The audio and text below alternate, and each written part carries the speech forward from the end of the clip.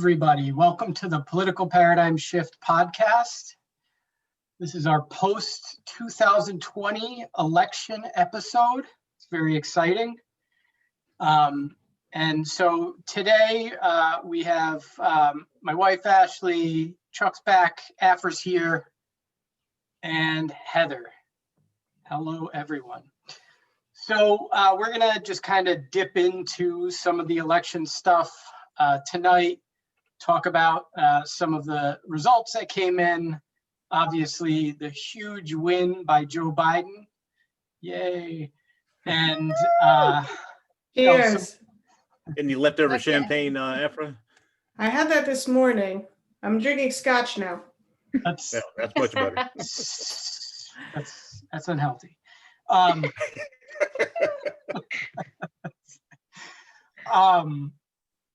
So I don't know what your guys' thoughts are.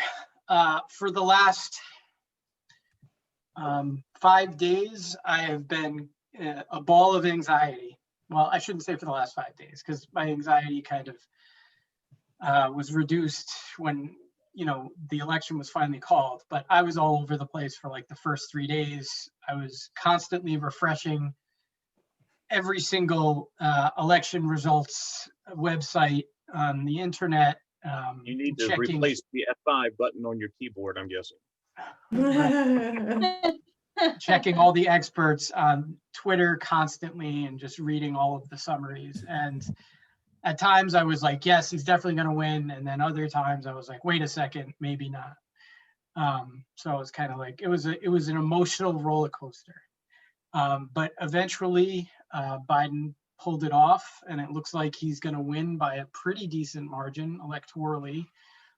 In fact, if it looks like he's going to win in Arizona and Georgia right now, based on everything I'm reading. So if that happens, I believe the difference between Biden and Trump will be the same difference, electoral difference. And 306. Yeah, something like that. With him and Clinton. The difference is that he's going to win by probably 4 to 5 million votes, I think, as opposed to 2.9, which I think was Clinton's. That said, there was a lot of stuff that happened, a lot of unexpected stuff. The House almost got taken over by the Republicans, which was not an expected occurrence. The Democrats did not do nearly as well as they thought they were going to do in the Senate. And polls were all over the place. So I know a lot of people who have been looking at the polls, and certainly me too, been like they were awful, totally outrageous. But I think we have to be a little bit patient because not all the counts are in. And so some of those counts will actually even off and be much closer than they look right now. But generally in like Maine and Iowa, especially with the Senate races, they were so off. There was one average that I think in Iowa was 19 points off of the actual result, which is just insane. And it seems like in a lot of places in the United States, the same things that happened, same mistakes that happened in 2016 happened again. So they were underrepresenting Trump supporters, although the dynamic is a little bit different. Trump did much better, actually, in this election than he did in the last election. He had about 8 million more votes, maybe 9 million, got about 8 or 9 million more votes.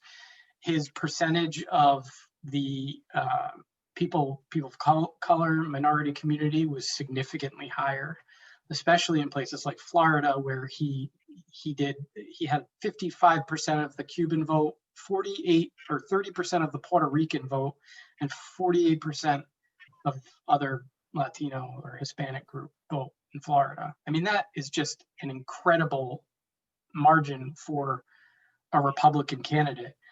Never mind Trump, right? So I think one thing that we can talk about, and we'll get everybody's reaction, is what does that mean? Why would that happen? I mean, if Trump is this pro-white guy, right? Some people would call him a white nationalist. I wouldn't necessarily go there. But why exactly is he attracting more? Is he attracting, people of color and minority groups from the Democratic Party? What's happening in the Democratic Party to make that happen? I'm going to try and be careful. I have my own motivations politically here, and I think everybody does. So if you go on Twitter or you check the latest commentary from AOC or Republicans or centrist Democrats, everybody's going to try and kind of move the narrative in their direction. And I really don't think we're going to have a solid, accurate idea for another several weeks, because it just takes a long time to get all the data together. Yeah. But there are some trends, and we can kind of touch on those trends. I have my own ideas about them. Amazingly, those coincide with my political beliefs. So in any event, why don't we go around and just kind of get everybody's thoughts on some of the stuff I just said, and if there's anything else you want to kind of add, and we'll start with Heather. She's right below me on the screen. Oh, good Lord. I have such a mouthful to say on this. So I think that Trump's overall votes went up. It doesn't necessarily mean that the Democratic Party lost votes and he gained them from us, because our votes also went up the average percentage. So in comparison, it didn't really make that much of a dent. The Cuban American vote and the Puerto Rican American votes have always tended to be more conservative as it is. And I have to say that Florida tends to be a bit of a different universe over there. They tend to gravitate, even the Democrats that live there, towards different types of information that the rest of us come to. This has been true for mask wearing, how the pandemic should be dealt with, health care issues, immigration issues. It's just a different world over there. And I don't see how a group living in that area would be able to completely stave off the overarching narrative that runs in Florida. It's similar in California or New York, for instance. Like, we're extremely liberal here. You can't really escape it.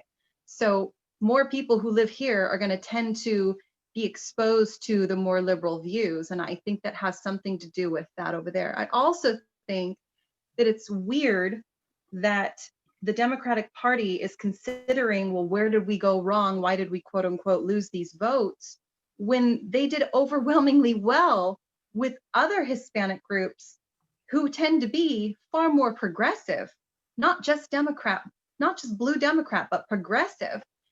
Way higher percentages in that group than there are even Cuban American voters in America as a whole. So I don't know what that argument is over. And as a progressive, it would be nice if we looked at, like, if we want to look at them as this giant voting bloc, which is probably our first mistake, because they're not a monolith. No group really is, but Hispanics especially, because there's so many different countries that have different issues and why they come to America and what they're seeking here in America.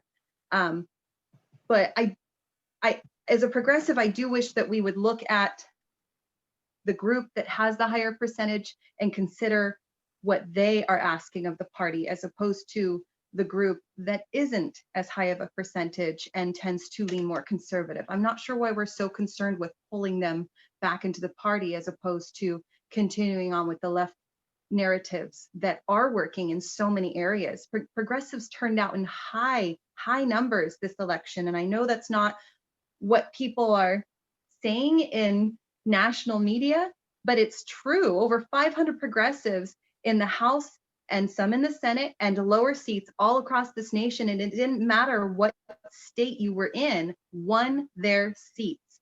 And every House progressive that won was running on Medicare for all. They won their election. So I for me, it's bizarre to see this turn to say, well, hey, how can we get back this more conservative vote? Like, bye, Felicia. I don't care.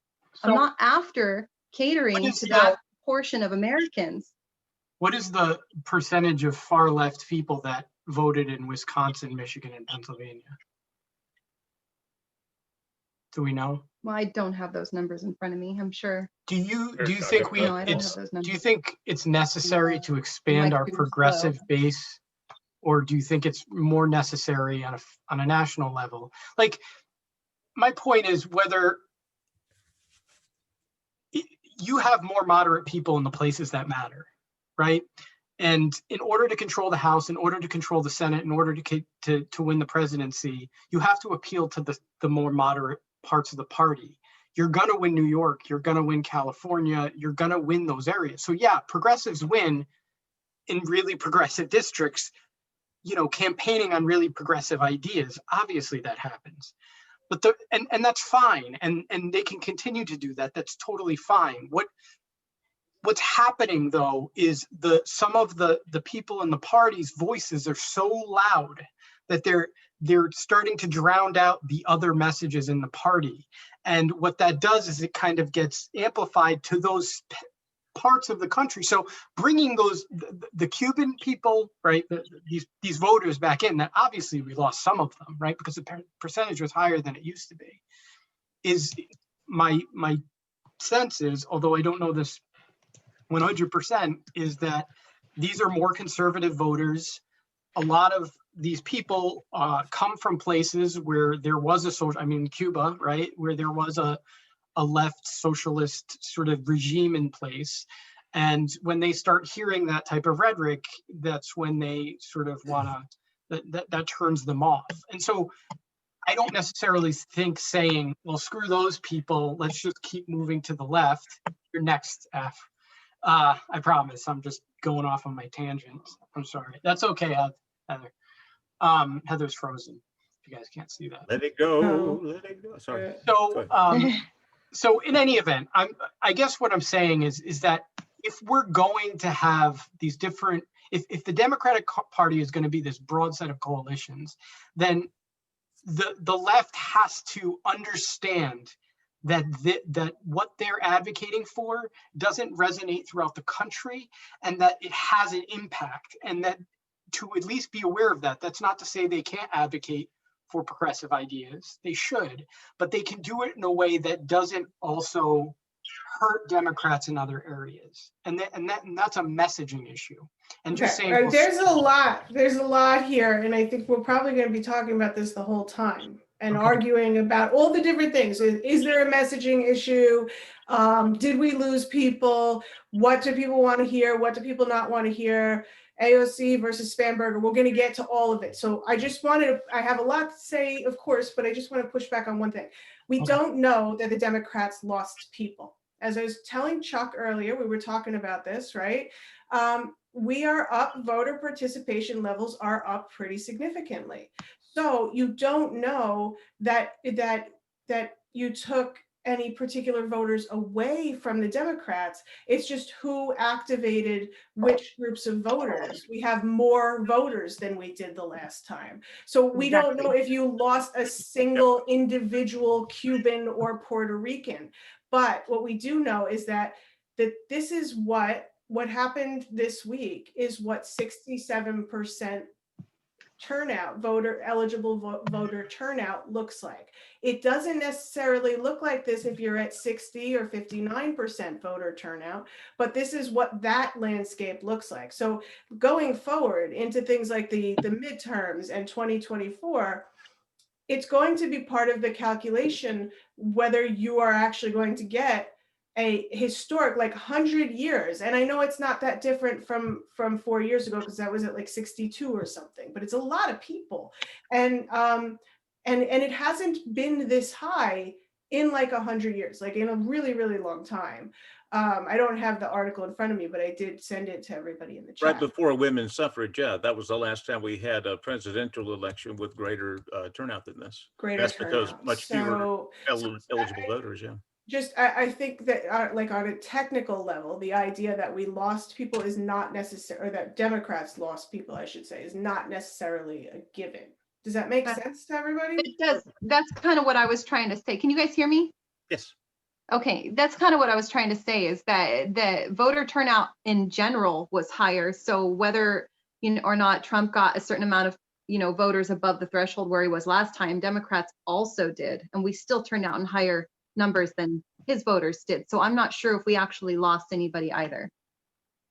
Yeah, it's hard to say. I mean, I think the better, more accurate wording with some of these is that Democrats underperformed in some demographic areas. The numbers that we're seeing from, certainly the Cubans in Florida, Latinos as a group, Democrats expect better than that. So yeah, in terms of raw numbers, because you have a larger electorate, yeah, 5% on the voting turnout doesn't sound like a lot, but that's millions of votes. And that will change the landscape if the electorate is expanded. But yeah, in terms of percentages, Democrats would most certainly expect the better percentages here. This is one thing I think I said in one of our first podcasts in terms of the African American vote. I helped coach a football team that is 90% African American. Half the guys' parents are Trump supporters. People looked at me like I was a freaking nut saying that, but that's been true for the past 4 years. A couple of them, I mean, literally red MAGA hat wearing guys. And I've talked to them about it at length. I haven't really gotten into a real grungy political discussion, but something like, hey, what do you like about Trump? Well, the consensus I get is that they see him, this is an overused word, but they see him as a maverick. They see him as someone who is not normal. They see him as someone who is not going to play by the rules. And for a group of people that's been marginalized for quite a while, that apparently has some appeal. He is not your normal politician. And some of these folks are old enough to you have heard all the promises from Democrats, and promises that in some cases have not come through. So yeah, they're willing to try. So yeah, I would say about half the parents of the football players I coach are Trump supporters. Again, it kind of shocked me as I began to learn this. But Trump made major inroads in the African American community, and again, Democrats, whether or not they lost votes there, I think they did, but they most certainly underperformed there. And for the long-term strength of their party, they're going to have to ask the gnarly question, why? So I'll hand it over to Ashley in a second. Sure. But just to be clear on Afra's point, I just looked at 3 separate articles where they had experts in each article saying that the Hispanic vote was, Biden underperformed significantly. People had to have shifted mathematically. It's not possible. And it wasn't just Cubans, it was Venezuelans, it was just about every single Hispanic group that you can possibly think of across the board. In Florida, it's also, this pattern also happened in Texas. The way, and they have an article in Mother Jones, they have an article in ABC, they have an article, all of these are documenting this pretty elaborate explanation on it. But basically what happened, what they're saying happened, is that the Republicans campaigned there for over the last 4 years in various ways, but they kept pushing the socialism thing. And that really resonated with a lot of these people, because they come from these countries that had socialist dictators, right? True or not, good or bad, that's the message they're getting. So just to kind of reiterate my point, we do have some evidence of it. It's not no evidence. And I think that what we need to work on is be progressive, advocate for your progressive ideas, but let's do it in a way that we don't sound like extremists, right? And we're not shoving things down people's throats. And let's try to work on our messaging a little bit, because what it's going to do is it's going to continue to hurt Democrats. There's no reason. I mean, the fact Trump underperformed the entire Republican Party. Sorry. Trump underperformed the entire Republican. My wife just said something to me in chat. Underperformed the entire Republican Party by a lot. And if he wasn't such an awful mess and he didn't screw COVID up and the economy wasn't all over the place right now, he probably would have gotten reelected. Yeah. But because of who he is, he didn't, right? But that doesn't necessarily mean that Democrats are doing the right thing. And if we can identify, hey, look, this is a real problem among the Hispanic population, which is an incredibly important population when you start getting into swing states like Arizona, although we did well with Hispanics in Arizona, but in Arizona, in Texas, and Florida, we got to figure out how to balance that. The Democratic Party is a party that's comprised of various coalitions, and we have to be able to sort of have a broad appeal. And you don't do that with rigid policy proposals or extreme ones. So we just kind of be careful. So Ashley, what was your impression of the election? How much did I annoy you? Do you want to get a divorce? Uncensored. Let it go, Ashley. Everything is now privileged information. Speak freely. Just so you guys know, right before we got on, I showed her a hole I put in the wall with that chair she's sitting in by reclining it too far. Oh, are you sure yeah. you didn't punch a hole in the wall because you were pissed off? That's what I was thinking, yeah. I probably was all over the place and just not thinking because of my anxiety or something, and I might have done it that way. Well, for the record, I have told him numerous times to move this chair away from the wall, and he doesn't listen. Anyways, I digress. So in terms of the election stuff, yes, the past week and a half or whatever it may be, actually probably the past 5 years have been awful. But definitely the past week and a half has been stressful. I avoided Nick as much as possible and basically lived a separate life for the past week and a half. Like I said, let it go. Let it go. Come on. Good thing I work a lot of jobs that I'm never home. Let's put it that way. Anyway, so yeah, I predicted that it would be very close. I had said that all along. And then when the election kind of was underway, per se, I was looking at the numbers and I was also crunching numbers and trying to figure out how it was going to go down and whatnot. And I had actually predicted that we would be within 3 electoral votes, but Biden would win. So that was my final kind of prediction based on what was happening at the time. We still don't have those final numbers, so I don't know how close I ended up being, but 273 is pretty close to what I said. I said 271. You mean 3 electoral votes over what we needed? Over the No. 270? No, that changed, kept them apart. Oh. Yeah. Anyway, whatever. It doesn't matter. Oh, I know what you're talking about. Right, with the Nebraska 2 stuff. I got you. Right. So yeah, so there was that. And then in terms of like the voter turnout and all of that, I think that people are just, first of all, we had mail-in voting, which made it more accessible for a lot of people that are not able to get to vote. I know that we live in a pretty rural area, and even like the more like suburban areas that we live in, a lot of people don't have cars. A lot of people don't drive. So the ability to get to these locations is harder, especially for lower income families. So I think that kind of helped a little bit in terms of voter turnout. I think also people were kind of more invested, I guess, based on various things that have happened across the board in terms of COVID, in terms of Trump being obnoxious, in terms of our candidates, our choices in 2016, our choices now. A lot of different things have kind of come about over the last 4-ish years to really make people want to show up and kind of have their voice. But again, I wasn't surprised with how close it was the entire time. And then what was the other part? What am I missing? I don't know. That happens to me all the time. I always forget what I was going to say. Like there was 3 different things we were talking about, and I talked about 2 and missed the third one. I don't remember what it was though. we'll come back if I necessary. totally agree with you, by the way, that this election did prove that when you make it easier for people to vote, more people come out and vote. And I don't think that was just because it was an insane election and it meant that much to everybody. I think That helped people, though.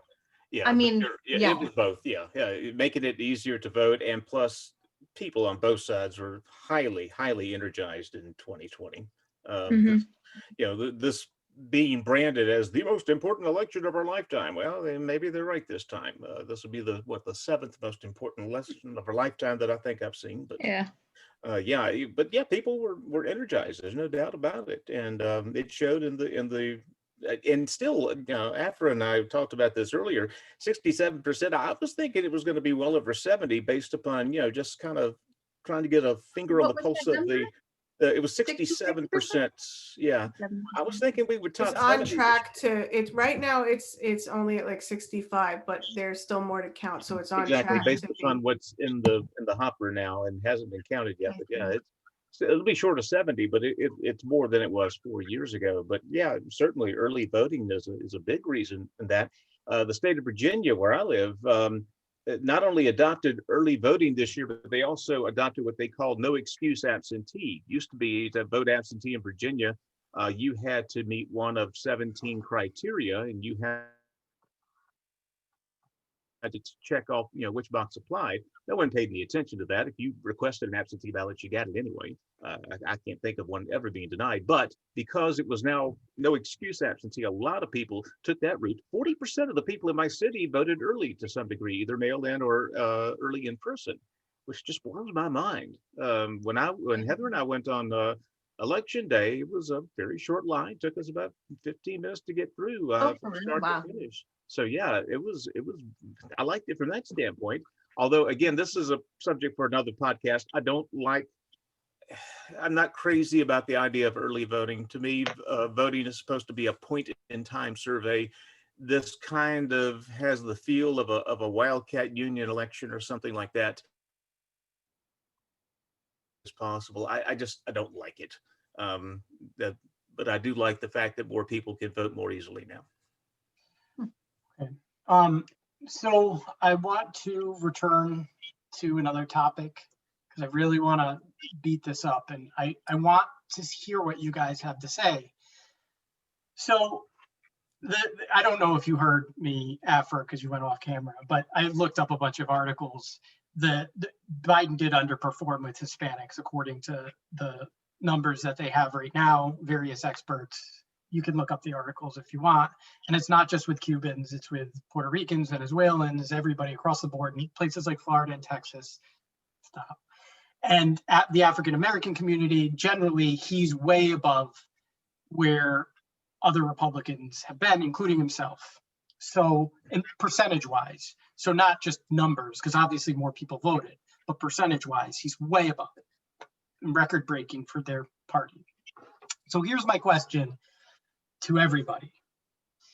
You have a president, right, who the left has been sort of, and I think justifiably in a lot of circumstances, saying he's a white nationalist, he's a white nationalist, he's a white nationalist, racism, racism, racism, all of this stuff, right? We've certainly had our fair share of conversations on here about the left, some of the left's view on racial issues and what they see as a dominant white culture that's sort of, taken over the Republican Party and yada, yada, American society and all of these things. So what happened? If this is true, then why are more people in meaningful numbers from these minority communities voting for what lots of people would consider the most racist president we've had ever? Let me go first here. Okay. Just a theory. I'm sorry. Just a theory. And again, this I've mentioned earlier about the African-American football players I coach and their parents being about 50% Trump support. Could it be, and I'm just going to put this out here, could it be that we have used the term racist in such a ubiquitous fashion that it has lost its meaning, it's lost its sting? I still cringe when I hear it, I know that, but for the population at large, it does not have the same sting as it used to. In the mid 1980s, I remember this, CNN's Crossfire program, where they used to have, Pat Buchanan and the liberal debate, and it had guests on. Oh, I've seen it. Kind of the kind of the precursor of what we have today on every news network. Anyway, this was like mid 1980s. This was the height of Reagan's popularity.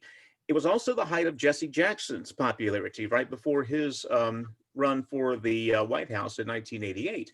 At one point in the interview, Pat Buchanan asked him point blank, "Is the president of the United States a racist?" And Jesse Jackson kind of, you could just a little bit of flinch back at the bluntness of that term. He could not bring himself to say that Reagan was a racist. He said something to the effect of, well, he certainly seems to be insensitive to the needs of the African-American community. In the mid 1980s, the very word racist had such a sting as to where Jesse Jackson recoiled at using it about a sitting president. Now it is thrown around like nickelheads. Everybody says it. Everybody, it's used so ubiquitously now. I really think a lot of it is that the very term racism has, through overuse, lost a lot of the sting it used to have. And for some people, for a lot of people, I guess, it's going in one ear out the other. It's just Can like I white just- noise now, no pun intended. So I think that's a good point, but I just want to throw in here, because it reminded me of something that I saw about 2 years ago. So on CNN, they were talking, it was one of his controversies where he did something that was, or said something that was like borderline racist. And Van Jones was asked about it, if he was racist. And he gave a similar answer that Jesse Jackson did. I think what is happening now is there's a portion of the left side of the political spectrum that is really, really comfortable with sort of throwing that term around, and their voice is amplified by the internet. And me and you, especially, Chuck, right? So we see these people all the time, and they're constantly using these terms. And so they just have a broad understanding. This isn't me trying to denigrate people. I'm just saying, and they just have a broader use of this term, right, than probably most people do.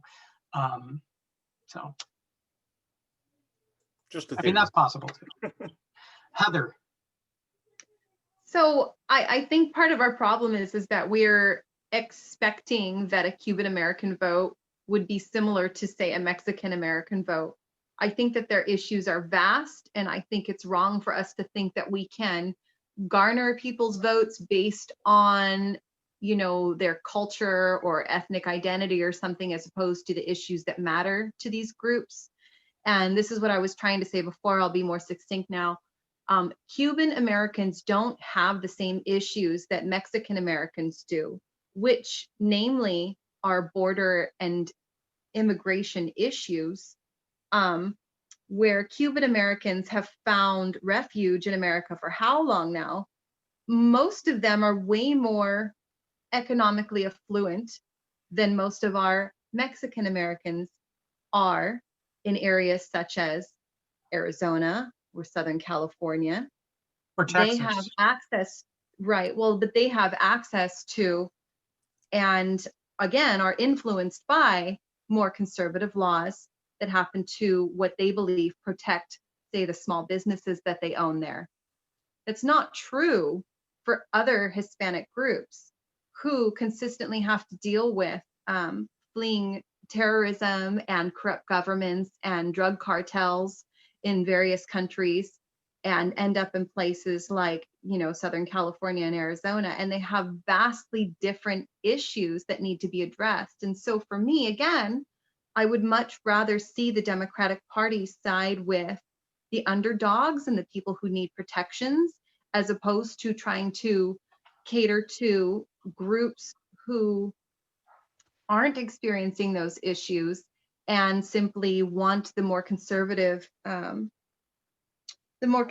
legislation to protect things like what they view as a protection of small business. Not that I agree that the conservative way is the way to protect small businesses, but I believe that that's what they believe because of the places that they live, as opposed to the other places. I don't think that Hispanic voters are a monolith. I think it's going to continue to be an issue for the Democratic Party. I'm not right. Okay, that's fine. I'm not trying to say that they're a monolith, but the same pattern that happened with Cubans happened with other Hispanic groups, like every other one in Florida. So it was 48% of other Hispanic groups, including Venezuelans, Hondurans, Nicaraguans. It also happened in Texas. Democrats got destroyed in southern Texas, especially among the Hispanic populations there. In pockets, they did, and other places they did not. Where No, in all of southern Texas, that's they lost not true. almost every race. I'm Oh. telling you, and it was a huge reason for that was the loss of the Hispanic vote. And you have a president who is super hardline on immigration, right? Especially immigrants coming from Mexico, and the immigrants in Texas are from there. So all I'm saying is this a reason? Is this change in percentage in demographic voting for the Democratic Party a reason to re-examine our position on, sorry, Ashley says I'm getting loud again, re-examine our position on race? That's all I'm saying. I don't think so, because I think those numbers are a little bit skewed and off the mark. I don't think that we did as bad with Hispanic voters overall as what those articles are tending to focus on. I think that's more so the Cuban American vote and Puerto Rican vote and possibly Venezuelans, but that's not true for, say, El Salvadorians or Mexicans or Peruvians, or what's the other one that comes up all the time, Guatemalans. I don't think that's true for all of them. In fact, I think that Joe Biden did very well with Mexican American voters. And they also tend to be more progressive and younger, who also tends to be more progressive. I think the difference here might not necessarily be the fact that they're Hispanic, but it might be their region of the country too, right? It might be an urban. That's what I'm saying. It might be. They're heavily influenced like thing. everybody else who lives in those areas. I mean, imagine being a kid growing up in Florida and being constantly surrounded by a lot of conservative people. You're going to tend to have more conservative views. And so, but I also think that Hispanic groups tend to be more religious, more conservative. So do African American groups, older African Americans, and even younger African Americans. You know, so maybe some of these ideas on race, on other policies are scaring people away a little bit. I just think that it's something to consider, not just with the people of color, minority groups, but just across the board. Like, how can we focus our message to appeal to wide swaths of people?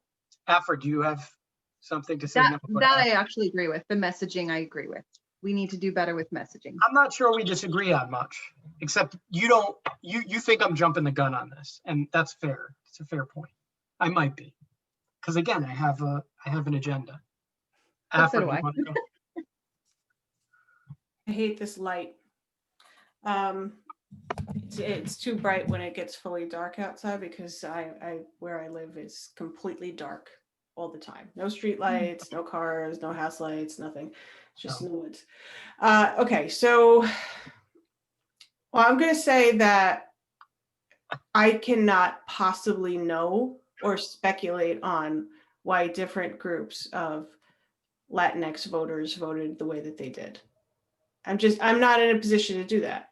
What I can say, though, is that I think that Hillary Clinton has been vindicated by all of this. And here's the reason why. What it shows is that Donald Trump was not a bad candidate. He was a really, really good candidate for all the wrong reasons. And like you said, Nick, you know, the Republicans went into their states that they wanted to keep, and they did massive turnout. They have been on this for years. They don't want their states to flip, and their states, if they want to make sure that their states that are, you know, Florida and Texas in particular, attracting more and more younger people who are Gen X or millennials with families, they're moving in from Florida, from New York, from all different places, and they are liberals, I don't know about this leftist thing. I'm not even playing with that because I don't know what that means depending on who's saying it. But they are liberals, and those are the people who are starting to shift the states. So what the Republicans have been smart about ground game.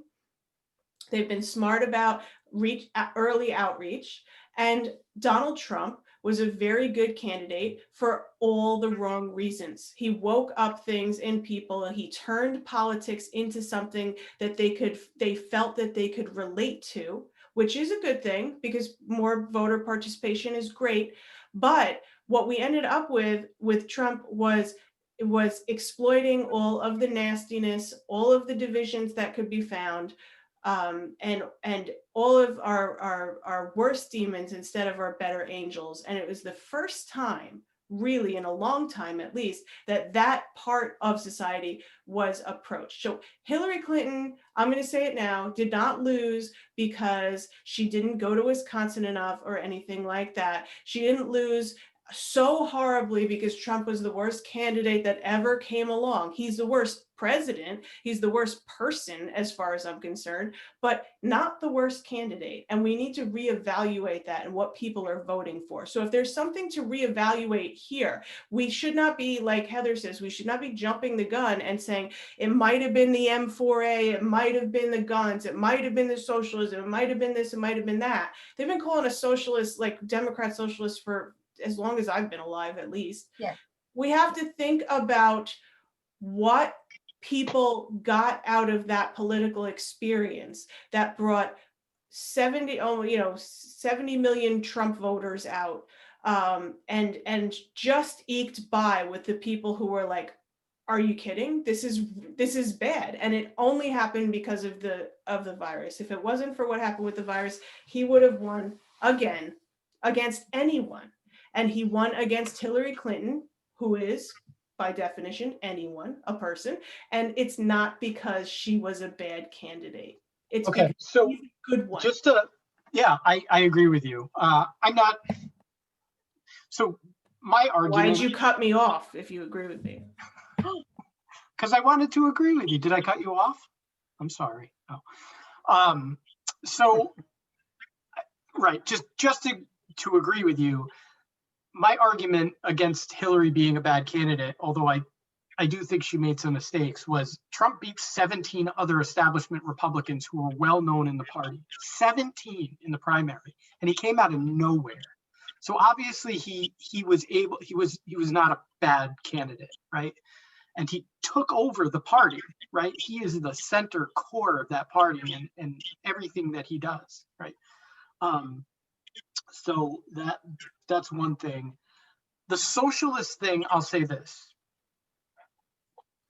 The Republican Party has been trying to label the Democrats as something. The Democrats are always trying to label the Republicans as something all the time.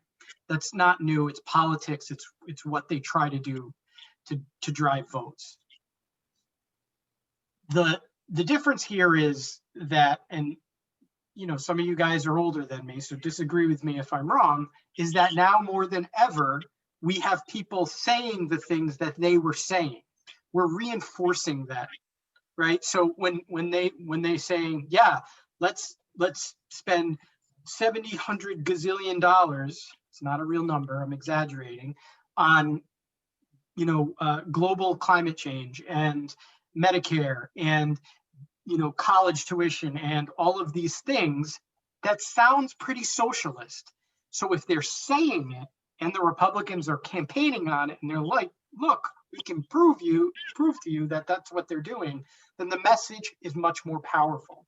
And then in addition to that, another really, really impactful thing based on the things I'm reading, and they could be wrong, the analysis is still early, so I don't want to say this is factual, is the messaging, the defund the police stuff really did a lot of damage, right? And I understand that it was a lot of far left people kind of saying it in the beginning, but not all far left. And some of the voices on the left were saying it too, right? And so just to kind of put that out there.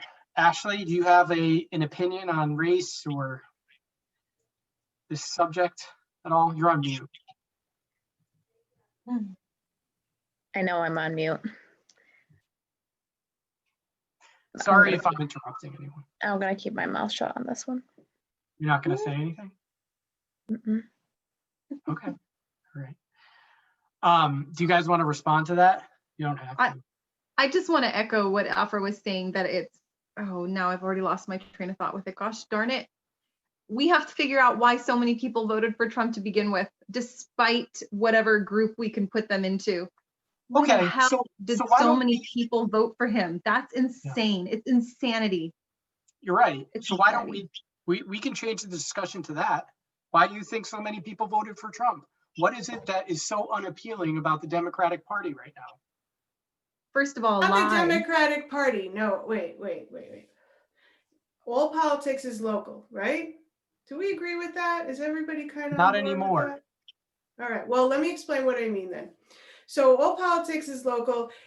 If Abigail Spanberger says that I almost lost my race because of defund the police, I believe her because I think she knows, right? Now to extrapolate from that, and as I've said about the defund the police thing, they were saying in 2018 that Democrats loved MS-13, right? They were saying it was every ad. It was like, this Democrat is just like Nancy Pelosi. She loves MS-13. That's right. And then they did the That's same a thing in good voice 2020. over there. I like that. I'd hire that. Heck yeah. Sorry, go ahead. Congress critter is just like Nancy Pelosi. There you go. There you go. She wants to defund the police. The difference in 2020, though, is that there were actually people holding up defund the police signs. But those people didn't care about whether Nancy Pelosi or Kevin McCarthy was going to be in charge of the House. They were holding up those signs because they care. They want to defund the police. I'm I not agree. done. Wait a second. So there's really not much that can be done about that. One of the issues here is how do you allow the how do we get back to a place where people listen to what their Congress people are saying? If Abigail Spanberger is saying, I do not want to defund the police, and ignore what she's not saying. I think that's pretty, that's a pretty significant thing. But back to the all politics is local thing, Joe Biden's local is the entire country. AOC's local is a district in the Bronx. So you have to be willing to have people like AOC do what her district needs to win in order. It needs to be thought of more as sort of coalition governing, where you do what you need to win in your district and we will help you do that. And we won't undermine you while doing that, because we know that when you come in, you're going to be part of our coalition. You're going to vote with us, just like Bernie does, even though he's not an actual Democrat.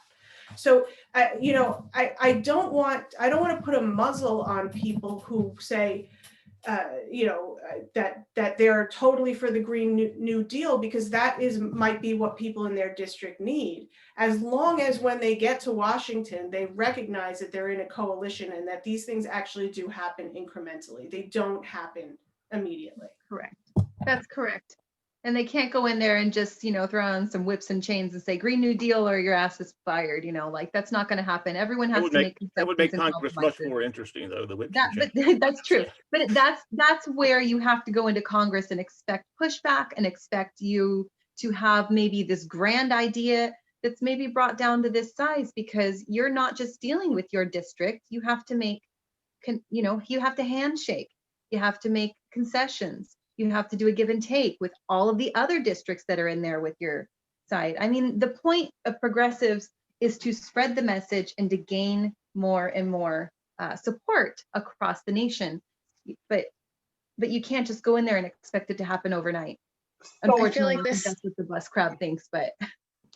I feel like this is pseudo the conversation that we had earlier today, Nick, about how Biden wasn't necessarily a true Democratic candidate, and he is kind of more on the moderate side, and that's what we were talking about earlier. And then the different things that he said and the agenda that he set to appeal toward the Democratic Party. Right. So we were discussing whether or not Joe Biden was moderate or far left, and my explanation was it depends on where you're coming from. So if you're a Republican, even a moderate Republican, you would call Joe Biden far left or further left, especially with his agenda was kind of further left from a Republican standpoint. But if you're AOC, you're going to say he's a moderate, right? Or if you're a progressive online, you're going to say he's a fascist. But just to kind of push back on what Afra said, so as far as AOC goes, she did an interview either today or yesterday, and she came out and just started attacking moderate Democrats who had lost. She attacked Conor Lamb, who won, right? Saying that it was his fault. Conor Lamb runs in a district that was won by Trump in 2016 and has won 3 times on his very moderate, military background, right? And she's coming out in these and saying, well, you guys need to be more progressive. That's essentially what her idea is. The other part of it is AOC has a huge following online and she has a huge voice. So when she says some stuff, lots and lots and lots of people online, and these are disproportionately represented online, but that stuff has power to it. And then it takes that message and it sort of throws it at the rest of the Democratic Party. And That reminds me of someone. Who else has a really big Twitter following and everybody retweets them? Donald Trump. Okay. Right. Then there was something else I wanted to say. What did you say? I can't remember what it was. Yeah, repeat every word now. I said all politics is local. Oh, Tim O'Neill Um, saying, yeah. And I think that actually you don't disagree with me as much as you're suggesting, because I didn't recognize much pushback there, but I think she needs to back off a little bit. I've said this before. You're not a kingmaker yet, Alexandria. You have to back off. And I think that if you want, dovetailing on what you just said about Twitter, if you want that job, you've got to be a lot more measured in what you say. You've got to not Biden, AOC. If you want that job, you can't be a Twitter personality, because you might end up being the king one day, but that's fleeting. You're not going to be the kingmaker. You're not going to be Pelosi. You're not going to be McConnell or even Schumer. You're just going to be somebody who tweets a lot that everybody thought would be like a fun chance for a little while. And I don't want that for her, because I do have respect for her and I think she's better than that. But she's playing the game that Trump played. Right. Maybe that's where her heart is. I don't know. And that's where a lot of Democrats are going to run into problems. I've said this in podcasts before. I think Trump is a singular phenomenon. I think he was the result of a lot of pent up anger, be it justified or non-justified. I don't think that phenomenon can be duplicated. Again, because he's Trump, he got away with saying a lot of stuff that we hopefully are not going to let other people get away with saying, simply because I hope that as decent Homo sapiens that we can tell somebody, no, you can't do that. Yes, I know Trump said that. Fuck him. You can't do that. We're going to hold you to a respectable standard. So yeah, not just AOC, but other people in that ilk who take to Twitter for shock value, who try to out Trump. I think they're going to shoot themselves in the foot if they adopt that approach. Now, in fairness, I don't think many people are going to try to adopt that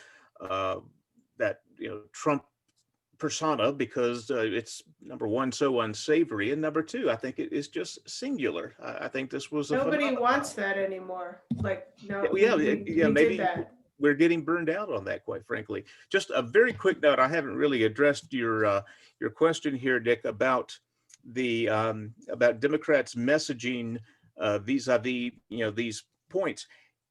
If the President Trump, had gotten more or less the polling numbers district by district that the Republican candidate had in those districts, he would be sworn in for a second term next January.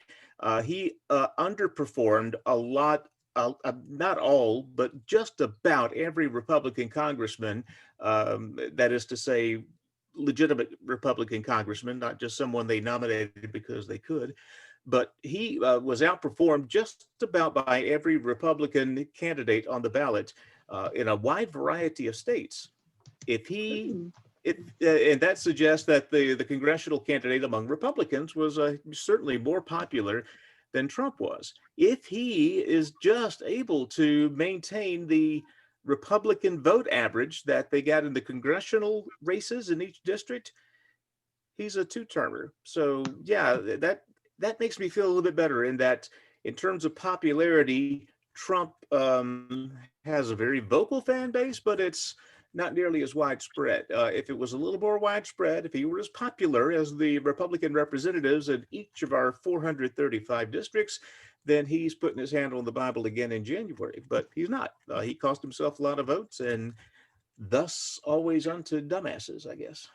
So so I got 2 points. I remember what I was going to say, but I had to start writing things down because now I have various things to say. So you said before, there's nothing we can do. I don't know if I heard you right, but people are going to say defund the police. People are going to say these things, right? And there's not much we can do. I disagree with that. There are things we can do. When the violence started erupting in Portland, when Biden could have come out sooner and spoke out against it, right? And it was a mistake that he didn't. It was highly unpopular. And I'm glad he finally did, and I'm glad he's been clear about it, and I'm glad he's been on top of it since then. But it's the same thing with defund the police. Now, Biden was out in front of that one, but a lot of people weren't, right?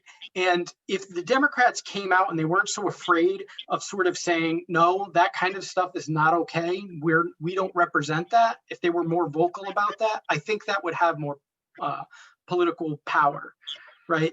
So that's one thing I have to say. And then the other thing is, yes, Trump underperformed just about everywhere compared to Republican candidates. But the Republican Party has been molded in Trump's shape. Right. So one thing that this isn't me, I didn't say this, but one thing that I heard that I agree with is Trump got voted out, but this was not a repudiation of Trumpism. He got 8 million more votes than he got last time. He did well with, he expanded the base of support that he had from last time. And like Affer said, he would have won if it wasn't for COVID-19 and how he botched that up. So I do think we have a culture in America that for whatever reason celebrates or thinks that Trump and Trumpism is a good thing. And I think that's pretty depressing. It's very depressing, but it's also not like it. You can say that. I think it's very easy to say that because Trump did well in one area or another, that means the Democrats failed. And of course, I can find lots of ways that I think the Democrats have failed. But that doesn't get us to understand why Trumpism was not repudiated, right? Like a lot of people did come out to vote against Trump, and the people who did were very, very motivated, from talking to them. Yeah.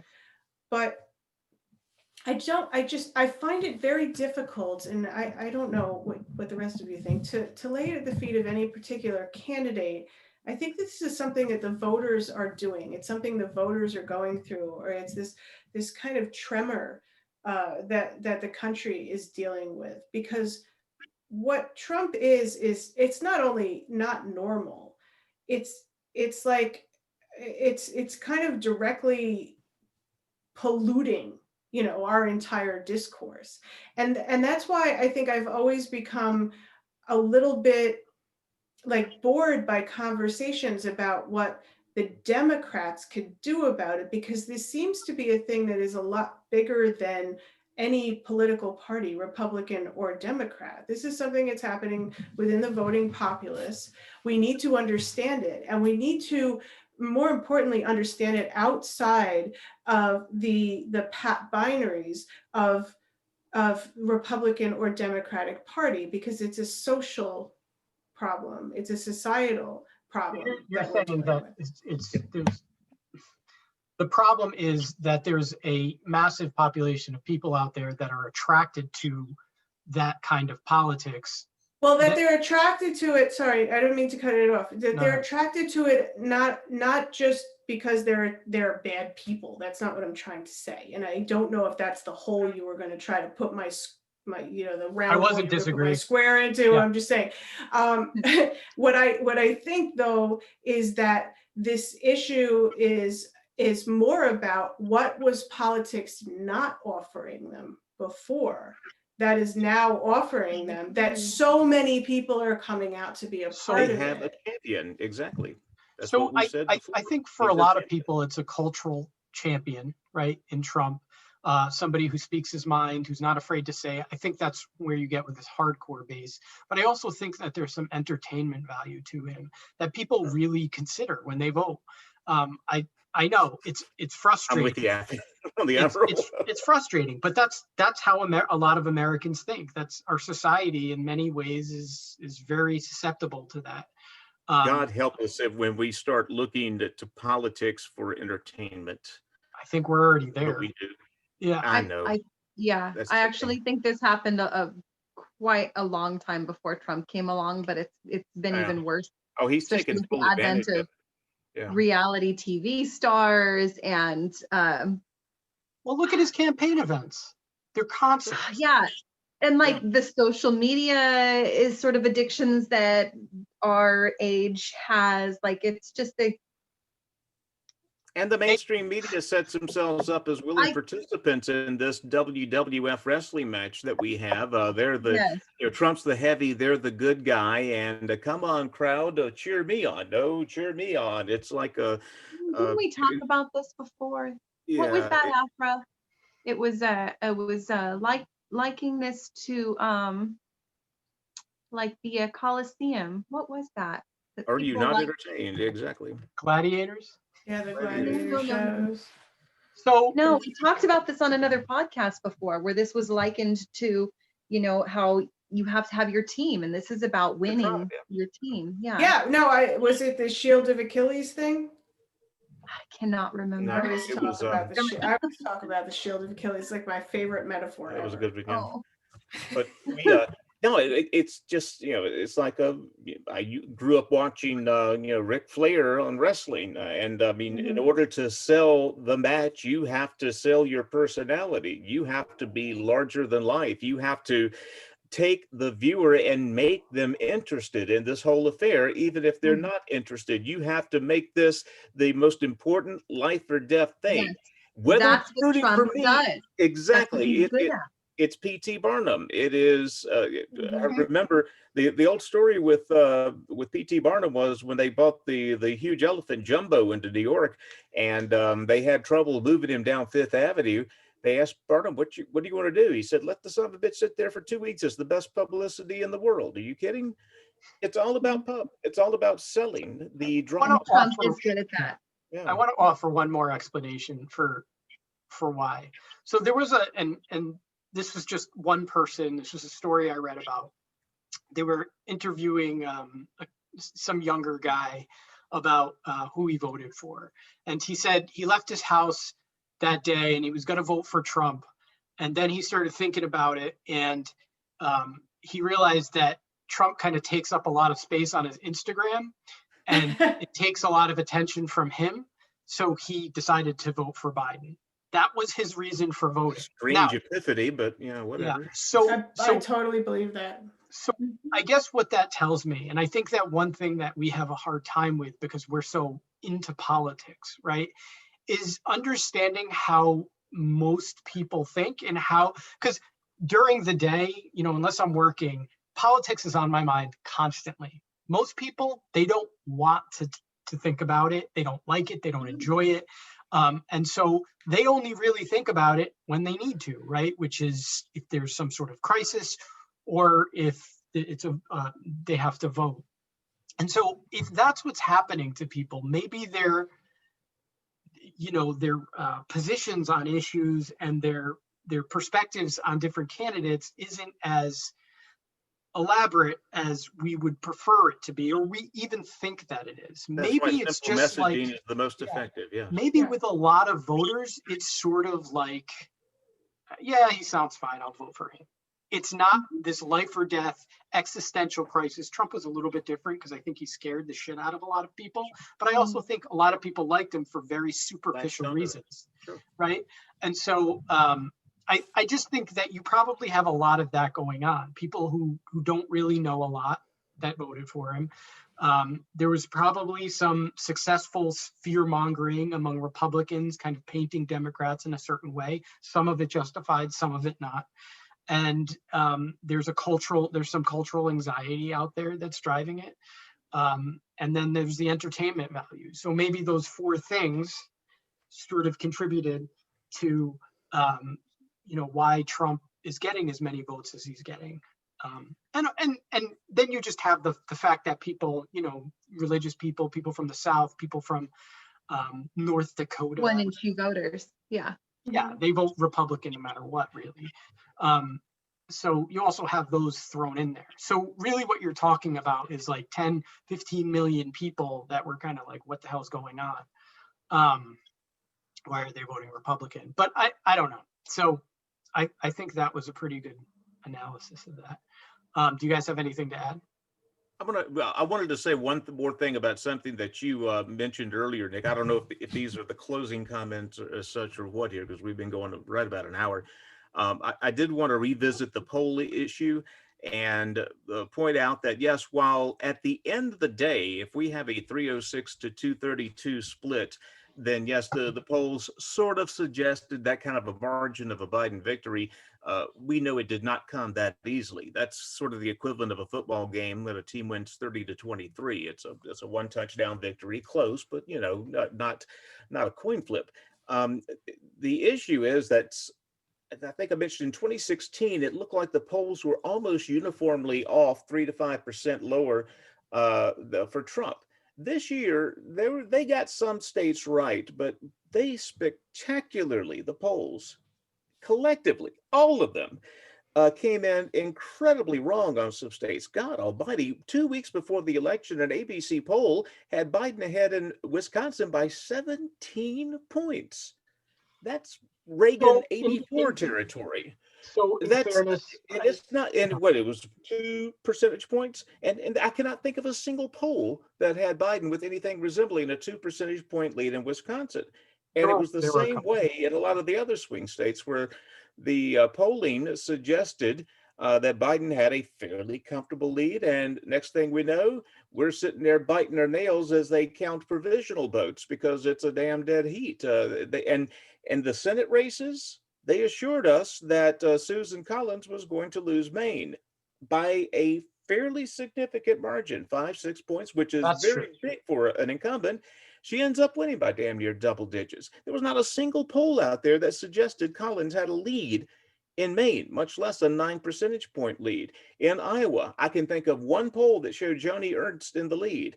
Again, she won by almost double digits. In South Carolina, we were promised that race was going to be competitive. It was not. In North Carolina, I cannot remember a single poll that went in head of Tom Tillis, and he ended up, the way it's looking, winning the race. I mean, they got it. They got a few things right, but they got a lot of things spectacularly wrong this year. And that's unfortunate because we use polling information to do an awful lot of to influence a lot of public policy. Right. Polling's all we have. And if they're going to be that spectacularly wrong, we're going to misappropriate a lot of resources because of that. So there's a lot to take from that. So the first thing I'll say, will get your interest. So this is going to sound counterintuitive, but I would say that the fact that that ABC poll came out is not necessarily a bad thing.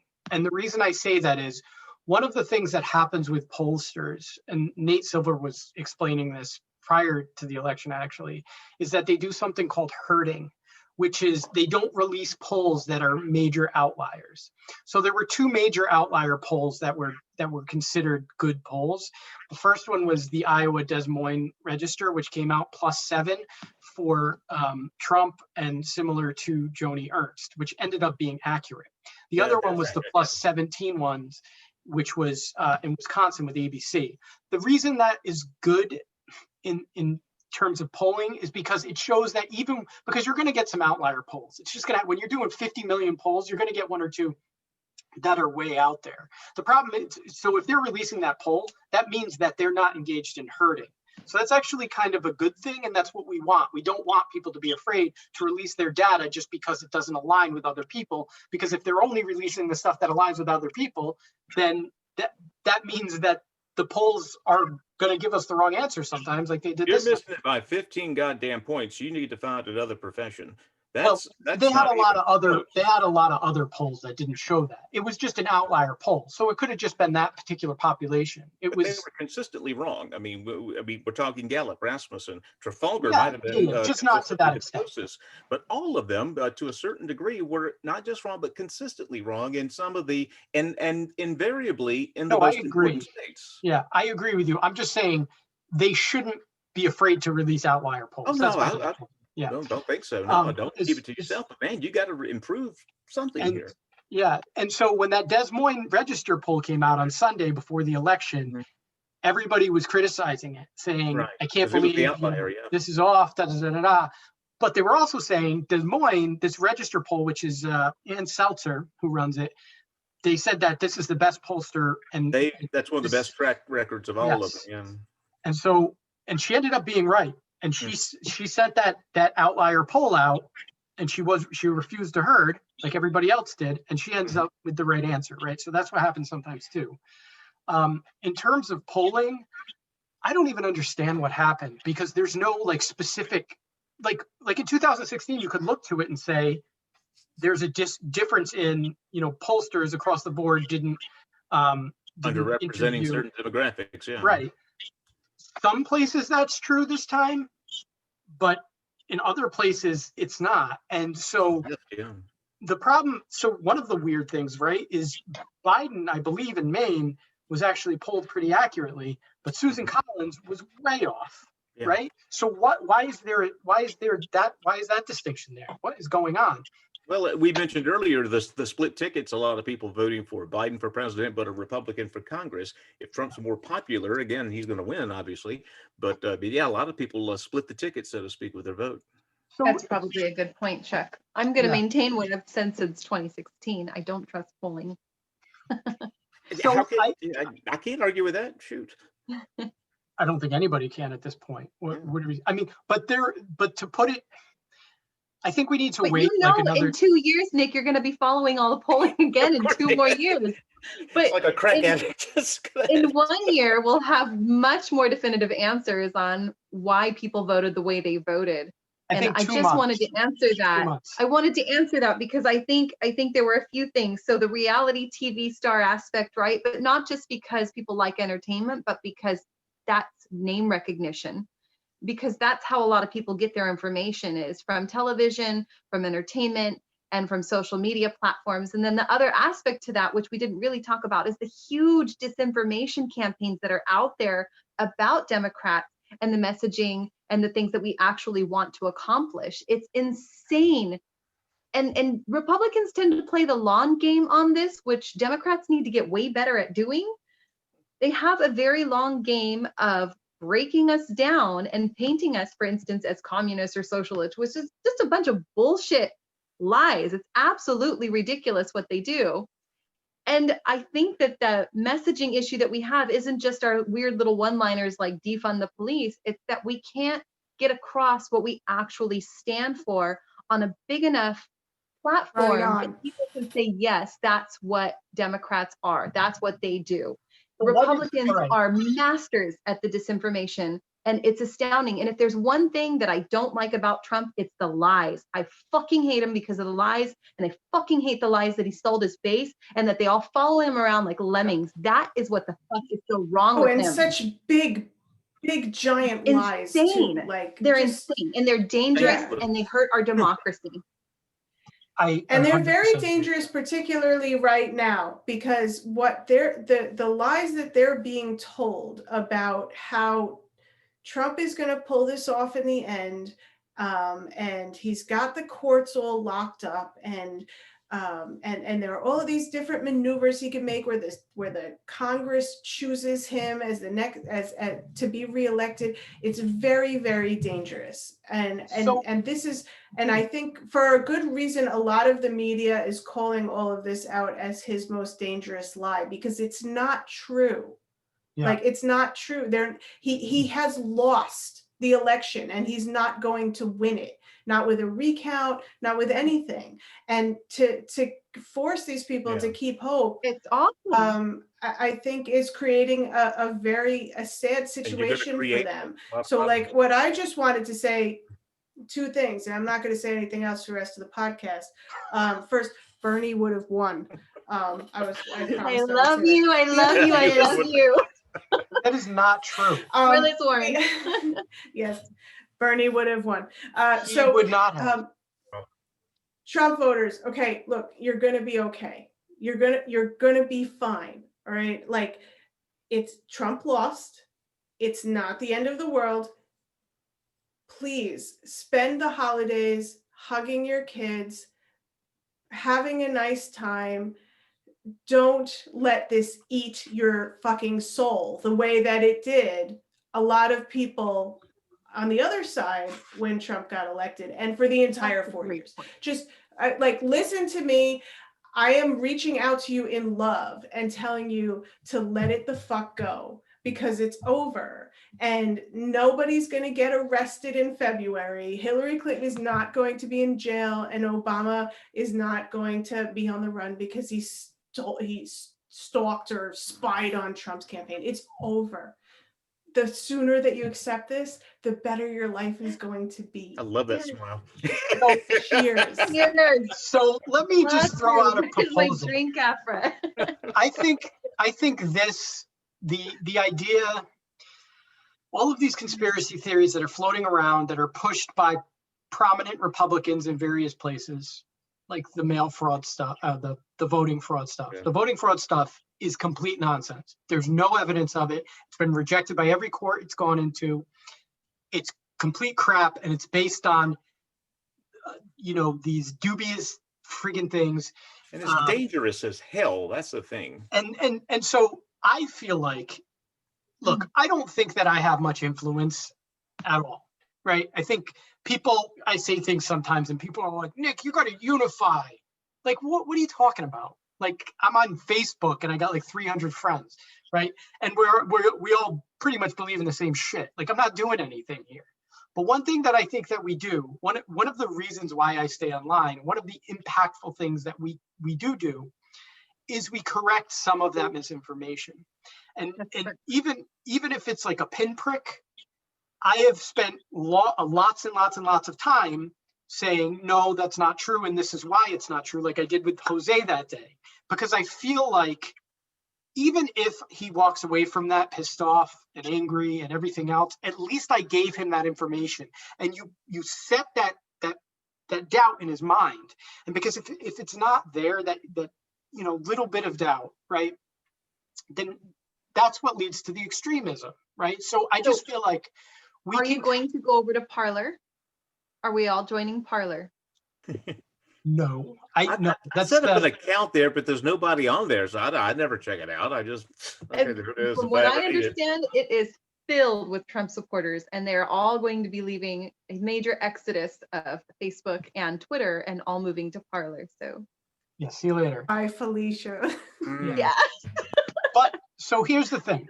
I think that we can, and it's not everyone, we can't do the Eds of the world because, or that Shane guy, right? But I think it's okay to engage some Trump supporters or some people who are able to sort of have that conversation without kind of, making them feel terrible or jumping on them or insulting them as much as, and I have a hard time not doing it myself because I get, really emotionally attached or involved. But so I'm just kind of throwing that out there. I think it's important to get the truth out and kind of, so yeah, that's it. I'll say this, Nick, just sort of my final comment, again, sort of along the lines of Afra, Uncle Chuck's suggestion to the Trump supporters out there. Yeah, all is not lost. If you are beside yourself with fear about a Biden presidency, don't worry. There is a very good chance Republicans will maintain control of the Senate. We'll find out for sure in January, 2 runoff races in Georgia. But even then, there's not going to be any onerous gun regulations passed because, again, Joe Manchin and other Democrats are not going to stand for that. We do have a pretty, after all the votes have been counted, we've got a pretty good divided government with effective checks in place to make sure that one side does not run roughshod over the other. That's the way it's supposed to work. Republicans picked up major numbers in the House, which was not even considered to be in play. So yes, while the Democrats, whoever the speaker is, will be able to appoint the committee chairs, set the agenda, set the everything else, there's still a very strong, robust Republican minority in the House. And of course, the court system, and this will be Donald Trump's #1 legacy, obviously, is not just the Supreme Court, which is the most conspicuous of his appointments, but all the federal court judges, something like on the order of a fourth of all the sitting federal judges and appellate judges are Trump appointees now. So long after he's pushing up daisies in Mar-a-Lago or wherever they're going to bury him, that remnant of the Trump presidency will last for quite a while. So again, it could be a hell of a lot worse, folks. And I know, I'm sorry your boy lost, but try and look into politics to find your, try not look into politics to find your heroes. Find your heroes in the mirror. That's a great point. And just to kind of piggyback off of what you said, the House is really close. If, anything, I mean, it's the likely scenario is that Republicans take the Senate, but even if they don't, you have Kyrsten Sinema, you have Joe Manchin, nothing extreme is going to happen. Nobody's going to pack the courts. Nobody's going to, it's just going to, you're just not, we're not there. The Democrats don't have a super majority in either house right now. So, also Joe Biden is not a super leftist. Joe Biden is an old Democrat. Joe Biden is good friends with Mitch McConnell. I don't know if you guys knew this. Yeah, he is. We're colleagues. That's disgusting. Don't make me like him any less, because I was going to say something really unpopular that I'm actually happy that I truly believe that Biden is going to do his best to try to continue to answer the call of progressives and conservatives alike. I think he's going to try to strike the best balance he can find, which is why he chose Kamala Harris for a VP. And I just think that it's going to be good for the country as a whole. Don't shake your head. I know how you feel about Harris, but I do think that she's probably the middle ground between farther progressives and the more centrist Democrats. And I think she was a very smart choice for that. Now, her voting record is quite left. I mean, not that that's an evil thing necessarily, but the voting record is very left. But ask a progressive and they don't like her. They think she's way farther to the right. So what I mean is that I think she's going to do a good job. She did have a tendency to put a lot of brown people in jail. Yeah, I can. She's not any friend of a libertarian for sure. Oh no. So, I mean, my problem with her has nothing to do with policy and everything to do with the fact that her political views, change like the wind blows, depending on what's popular on that day, which I don't like. But anyway,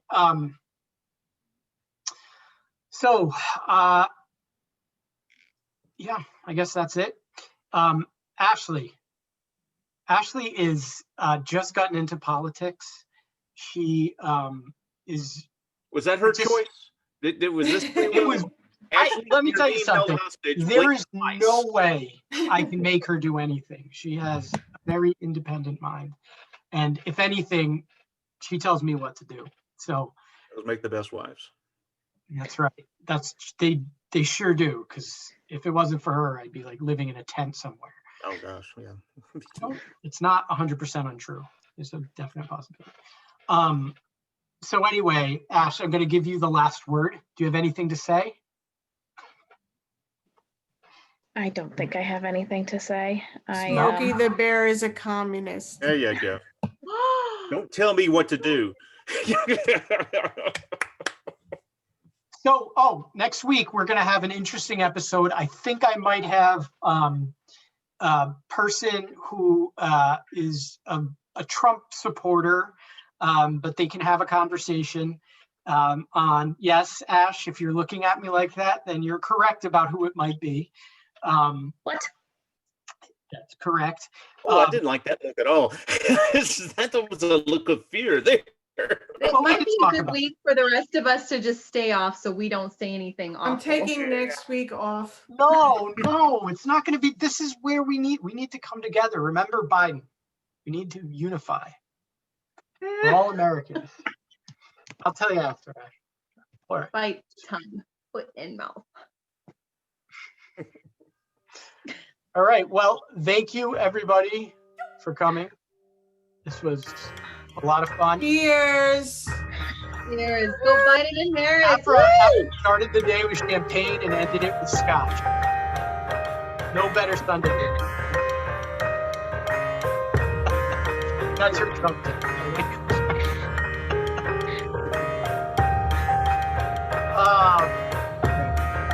You guys ready?